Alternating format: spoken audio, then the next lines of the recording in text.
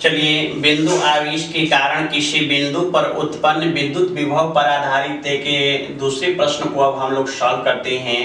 यानी कह सकते हैं कि problem based on electric potential produced due to electric charge. तो यहाँ पर हम लोग पुनः एक ऑब्जेक्टिव क्वेश्चन को सॉल्व करने जा रहे हैं।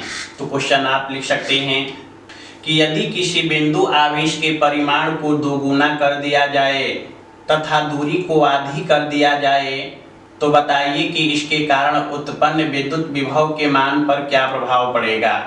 भाई ऑप्शन दिया गया है, पहला ऑप्शन है कि 2 गुना हो जाएगा, दूसरा है 4 गुना हो जाएगा, तीसरा है आधा हो जाएगा और चौथा है 1/4 हो जाएगा।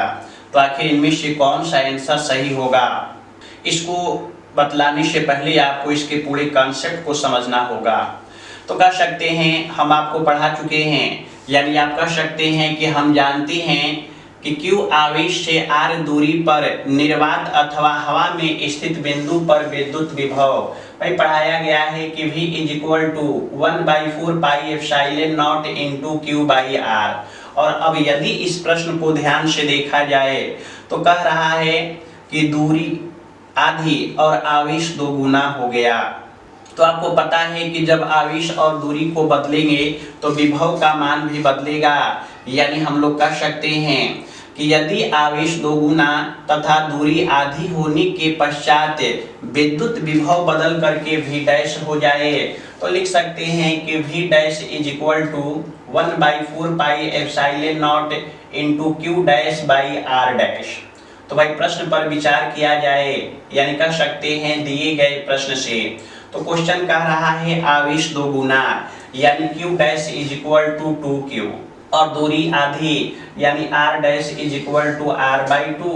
भाई आधा का मतलब 2 से भाग देना है, तो पहले यदि R है तो अब होगा R/2 और अब यदि Q डैश तथा R डैश के मान को उस इक्वेशन में रख दिया जाए तो नीचे लिख सकते हैं कि V dash = 1/4 pi epsilon not into 2Q/r/2 और आप समझ सकते हैं कि 2 नीचे से ऊपर जाएगा तो V dash = 1/4 pi epsilon not into 2Q into 2/r और यदि 2 का 2 से गुणा कर दिया जाए तो V dash = 1/4 pi epsilon not into Q/r into 4 और आप कह सकते हैं कि ये 1/4 pi epsilon not into Q/r को हम लोग भी मान चुके हैं, तो उसके स्थान पर लिख सकते हैं V।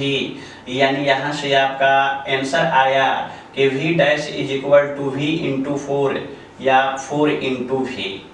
तो आपने देखा कि जो नया वाला विभव है भाई आवेश को 2 गुना और दूरी को आधी करने के पश्चात उत्पन्न नया विभव V डैश = 4V, यानी जो विभव है वह प्रारंभिक विभव का 4 गुना हो जाएगा। यानी आंसर हो गया सेकंड 4 गुना होगा।